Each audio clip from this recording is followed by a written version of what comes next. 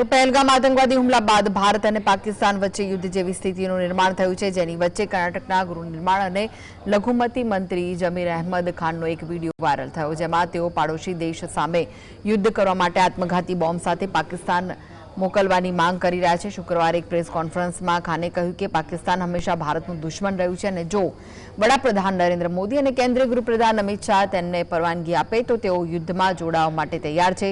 વધુમાં તેમણે આત્મઘાતી બોમ્બ સાથે પાકિસ્તાન પર હુમલો કરવાની માંગ કરતા કર્ણાટકના મંત્રી જમીર અહેમદ ખાને કહ્યું કે આપણે ભારતીય છીએ, આપણે હિન્દુસ્તાની છીએ, પાકિસ્તાનનો આપણી સાથે ક્યારેય કોઈ સંબંધ રહ્યો નથી।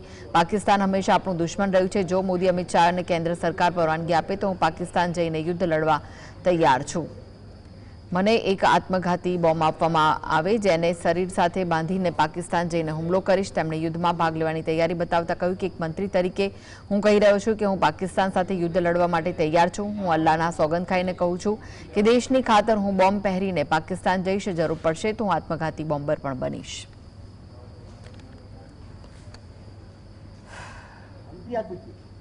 ಮಂತ್ರಿ ಆಗ್ಬಿಟ್ಟು ಓಪನ್ ಆಗಿ ರಾಜೀನಾಮೆ ಕೊಟ್ಟಿದ್ದಾರೆ ಸ್ಪೀಕರ್ಗೆ।